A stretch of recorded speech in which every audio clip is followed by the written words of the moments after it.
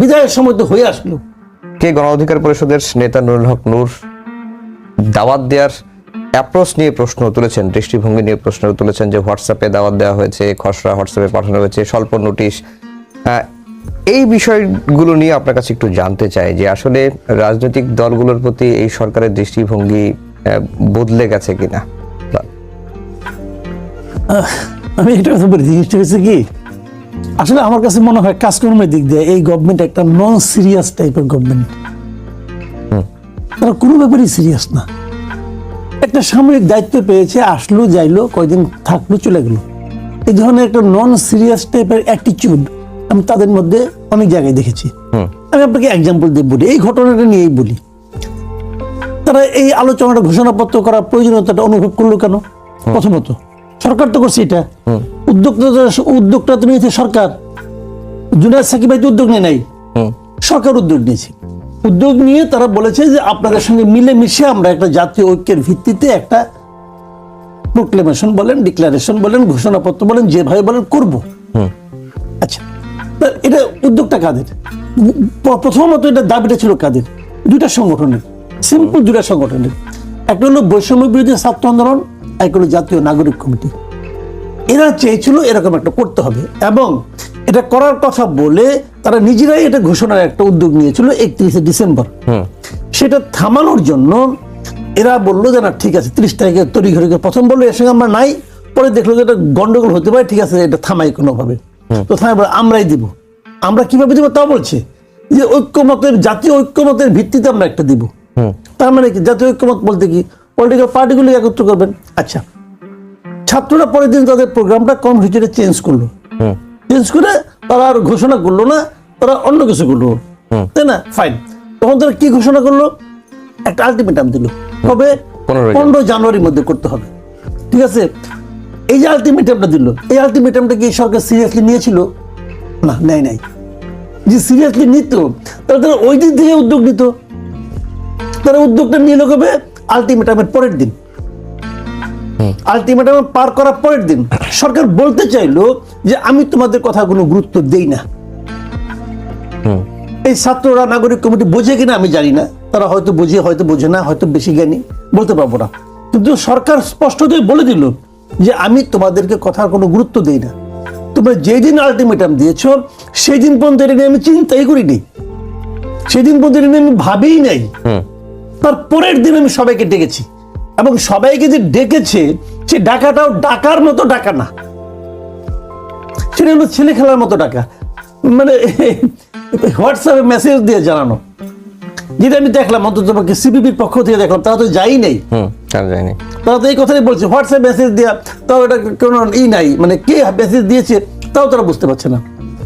তার মানে কি সবাই আসুক, সিরিয়াসলি আসুক, বসুক, একটা সমাধান করি। অথবা আচ্ছা, যদি তুমি মনে করো যে এটা প্রয়োজন নাই কোনো, সেটা বলো, সেটা বলারও তারা প্রয়োজনীয়তা বোধ করতেছে না। তাদের যে ড্রাফটটা উচিত ছিল কি সরকারের, যেই দিন তারা বললো যে আমরা করবো, তাদের উচিত ছিল তাদের কাছে ড্রাফটটা চেয়ে নিয়ে ওই দিনই সবগুলি পলিটিক্যাল পার্টির কাছে পাঠিয়ে দেওয়া যে আমরা এই ধরনের একটা ড্রাফট পেয়েছি, এবং এই ড্রাফটটা যারা করেছে তারা একটা ঘোষণা দিতে চায়, তো আপনারা এই ড্রাফটটা নিয়ে চিন্তা ভাবনা করেন, করার পর আমাদেরকে জানান কি করা যায়, আসেন আমরা বসি। এটা বলা উচিত ছিল। তারা ভুলেই গেছে, করছি পোলাপন করুক, আবদার করছে করুক, ওদের তো কিছু দিয়ে থুয়ে রাখছি, ওগুলি খুশি তারা। এই যে অ্যাটিচিউডটা না, এই অ্যাটিচিউডটাকে আমি বলছি যে নন সিরিয়াস অ্যাটিচিউড। এটা অনেকের মধ্যে আছে, অনেকের স্বভাব যত এরকম থাকে, থাকুক, সমস্যা নেই, যার যার ব্যাপার। কিন্তু যখন এই ধরনের অ্যাটিচিউডের লোক রাষ্ট্র ক্ষমতায় বসে, তখন সেই রাষ্ট্রের একজন নাগরিক হিসাবে আমি কিন্তু খুব অসহায় বোধ করি। আমি মনে করি এই কাদের হাতে আমরা দায়িত্বটা দিলাম, তারা কোনো কিছু সিরিয়াসলি নেয় না। আপনি দেখবেন ডক্টর ইউনূস সাহেব একটা ইন্টারভিউ দিয়েছিলেন নুরুল কবির সাহেবকে, সেই ইন্টারভিউ দেখেন ওনার অঙ্গভঙ্গি, কথাবার্তা টোটালি একটা নন সিরিয়াস টাইপের অ্যাটিচিউড। উনি বলছেন যে হ্যাঁ আমি করতেছি, আমি কখনো এখানে ছিলাম না, আমি তো এই জগতের লোক না, আসতে চাই নাই, নিয়ে আসলো, আসলাম, দেখি কি করা যায়। ভাই দেখি কি করা যায় জন্য তো আমি আপনাকে বসাবো না এখানে, অন্য সময় বসাতে পারে। একজন নাগরিক হিসেবে আমার এতে প্রচন্ড আপত্তি। যে লোক বলে দেখি কি করা যায়, যে লোক বলে ভুল করতে করতে শিখবো, ভাই এই এক্সপেরিমেন্টের জায়গা ধরে না। এটা তো কারণ আপনার একটা ভুল পদক্ষেপের জন্য পুরো জাতি ক্ষতিগ্রস্ত হবে, পুরো জাতি এতে এর কুফল তাকে অনেকদিন ভোগ করতে হইতে পারে, হইতে পারে না। তারপরে নন সিরিয়াস টাইপের কথাবার্তা বলেন কেন ভাই? এটা তো হয় না। এই একই জিনিস আমি দেখতে পাচ্ছি ওনাদের মধ্যে, যার যেটা কাজ না সে সেটা নিয়ে আলোচনা করে, যার যেটা করার দরকার সে সেটা করে না। চলছে এগুলি চলছে, আমরা দেখতেছি তো এগুলি চলছে। তো এটা ভেরি আনফর্চুনেট। কি বললো আজকে দেখেন, আজকে বিএনপির বক্তব্যটা কি? বিএনপি অনেক কিছু বলছে, আমি দুইটা বক্তব্য বলি। প্রথম বক্তব্য হলো 5 মাস পরে ঘোষণাপত্র কেন? এটা বেসিক পয়েন্ট। 5 মাস পরে ঘোষণাপত্র কি কারণে? এই প্রশ্নে কেউ কোনো জবাব দিছে? জবাব দেয় না। তাহলে দ্বিতীয় প্রশ্ন হলো, যেটা নাকি সবচেয়ে বড় প্রশ্ন, সেটা হলো যে এমন কিছু করা যাবে না যাতে আন্দোলনে যারা অংশীজন ছিল, যারা আন্দোলন যারা করেছে, এই গণ অভ্যুত্থানের সঙ্গে যারা জড়িত ছিল, সেই দলগুলোর মধ্যে, সমস্ত শক্তির মধ্যে যেন কোনো ধরনের ফাটল না ধরে। তার মানে কি সবাইকে খুশি যাতে হয় এই ধরনের একটা কিছু করতে হবে। ঘোষণাপত্র যখন কোনো বড় আন্দোলন হয়, সবাইকে খুশি করে কি করে? ধরেন তো আমাদের স্বাধীনতার ঘোষণাপত্র যেটা ছিল, তাই না? আর স্বাধীনতার ঘোষণাপত্রকে সবাইকে খুশি করে করা হয়েছিল না, তখন যেটা করার দরকার সেটা করা হয়েছিল। এখন এটা তারা পরে করতেছে, রেট্রোস্পেক্টিভ একটা এফেক্ট তারা এখান থেকে হয়তো আশা করতেছে, কিন্তু এটা কতটুকু প্রয়োজন, এই প্রয়োজনীয় প্রশ্নটা কিন্তু জরুরি।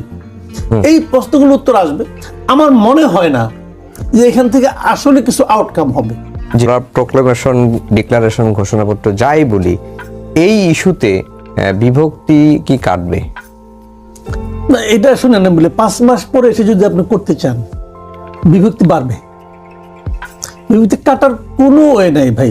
5 মাস আগে একটা ঘটনা ছিল, ঘটনা যখন ঘটে তখন যদি আপনি মানে যা কিছু বলতেন সবাই রাজি হইতো, কিন্তু 5 মাস পরে যখন আসবেন, এর মধ্যে তো স্বার্থের দ্বন্দ্ব অনেক দূরত্ব চলে গেছে। সবাই একজন এক দিকে চলে গেছে, একজন এক কথা বলতেছে। যেমন আমি একটু উদাহরণ দিয়ে বলি, যারা এটা প্রথম দাবিটা করছে, এই গণতান্ত্রিক ছাত্র, মানে আপনার এই বৈষম্যবিরোধী ছাত্র আন্দোলন, ওদের হাবে ভাবে উচ্চারণে মনে হয় না যে ওরাই এককভাবে দাবিদার এই আন্দোলনের। কেউ মানবে? কোন পলিটিক্যাল পার্টি মানবে এখন? তখন কিন্তু কেউ না করতো না, তখন কিন্তু ওই বাস্তবতা ছিল না যে ঠিক আছে। তখন কি বিএনপি কে বলছে, শেখ হাসিনা বলছে এই আন্দোলনের সঙ্গে বিএনপি আছে, বিএনপি কে নামি নাই, বলছে কি না?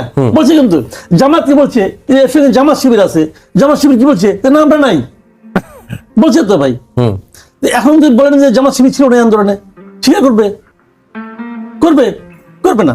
কারণ একমাত্র বলতে পারেন আমরা গণতন্ত্র মঞ্চে 5ই জুলাই সমাবেশ করে বলেছি এই আন্দোলনের সাথে আমরা আছি, এই আন্দোলন আমাদের আন্দোলন, কারণ আমাদের ছাত্ররা, সন্তানরা এই আন্দোলন করছে। বাংলাদেশের যে কোনো ন্যায্য গণতান্ত্রিক আন্দোলন আমাদের আন্দোলন, আমরা আন্দোলন সমর্থন করে উস্কানি আরো বেশি করে দেবো। তাহলে এখন আপনি আমাকে বলেন, আমি জামাত বিএনপির কথা বললাম, কারণ তারা তো বড় ভাগিদার, এটা কেউ তখন স্বীকার করছে করে নাই। এখন বলেন, সবাই বলবে আমি ছিলাম, আমরা তো সম্পূর্ণ আমাদের নামটা প্রকাশ করি, বাট আমরা ছিলাম। তাহলে এখন দেখেন, আমি আপনাকে এখন বলবো যে আমরা কৌশলের কারণে বলি নাই, এখন কিন্তু এটা হবে। শুনুন, একটা কথা আমি বলি আপনাকে, এটা মাথায় রেখেন। এই জিনিসটা হলো কি যে এই যে 5 মাস পরে হঠাৎ তারা কেন অনুভব করলো একটা প্রোক্লেমেশন দরকার? দেখেন, যারা করছে ড্রাফট, যারা করছে তারা যে বোকা মানুষ তা না, তারা মেধাবী, কোনো সন্দেহ নেই। আমি ড্রাফটে যতটুকু দেখেছি, তাদের মাথায় মধ্যে একটা চিন্তা আছে কেন তারা চাচ্ছে। কারণটা আমি বলি, এটা পেছনে যে তাদের কারণটা, সেটা হলো গিয়ে দেখেন, এক সময় কিন্তু এই অবস্থা থাকবে না দেশের। এখন যেমনি কোথাও গেলে পর আমি সমন্বয়ক বললে যে সম্মানটা পায়, এক সময় হয়তো আমি সমন্বয়ক এটা লুকাতে চাইবে। বাস্তবতা এরকম হতে পারে, দেশে অনেক কিছু হয়। একসময় ছাত্রলীগ বললে ওসি সাহেব খারাই পড়তো, এখন ছাত্রলীগ বলে রিক্সাওয়ালা হাত নিয়ে আসে চর মারার জন্য। হয় না রে ভাই? এটা কি ছাত্রলীগ যারা করে, যারা কমিটিতে ঢুকার জন্য লাখ লাখ টাকা খরচ করে কমিটিতে ঢুকছে, তারা কি চিন্তা করছে যে এই ইনভেস্টমেন্ট আমার মাঠে মারা যাবে? চিন্তা করছে? করে নাই তো। সময়ের ফের ভাই বড় খারাপ জিনিস। এখন ওনারা ওই জিনিসটা চিন্তা করতেছেন যে আমি তো এই কাজটা করেছি বলে দাবি করছি, এর কি পরবর্তী সময়ে কোনো আইনগত ভিত্তি থাকবে না? তারা কিন্তু এখানে বলেছে যে এই প্রোক্লেমেশনকে আইনগতভাবে বৈধতা দিতে হবে, পার্ট অফ ল হবে এটা। তো তারা আসলে একটা আইনগত ভিত্তি চাচ্ছে, একটা আইনগত বৈধতা চাচ্ছে। এই আন্দোলন যেটা হয়েছে এটা আইন মেনেই হয়েছে, যে জিনিসটা নাকি আমাদের স্বাধীনতা সংগ্রামের সময় হয়েছিল, মুক্তিযুদ্ধের সময় হয়েছিল। কাজে তাদের এই চাওয়াটা কিন্তু আমি অন্যায় বলি না, চাওয়াটা সঠিক, কিন্তু এখন তাদেরকে এটা কিন্তু খালি চাইলে হবে না, এটা তাদের পাইতে হবে। কার কাছ থেকে পাইতে হবে? এই পলিটিক্যাল পার্টিগুলির কাছ থেকে পাইতে হবে। পলিটিক্যাল পার্টিগুলির কাছ থেকে পাওয়ার জন্য যে সম্পর্কের দরকার, সেই সম্পর্কটাকে তারা মেনটেন করে। দু একজন এত দেখেন তাদের কথাবার্তা শুনেন, মানে তারা তো কাউরই মানে না। তুমি খারাপ, তুমি কি করছো জানি, তুমি কিছুই করনি, আমরা ফালাইছি, আমরা করছি, এই যারা বলে, ভাই এটা পাইতে হবে। পলিটিক্যাল বাংলাদেশে ভাই এখনো আমি বলি, এদেশের মানুষ এখনো কিন্তু পলিটিক্যাল, এই রিক্সাওয়ালা পর্যন্ত পলিটিক্স বুঝে। আলাপ করে দেখেন, লেখাপড়া জানা পলিটিক্স আপনি আলাপ করে দেখেন, আপনি মানে 2 লাইন জ্ঞান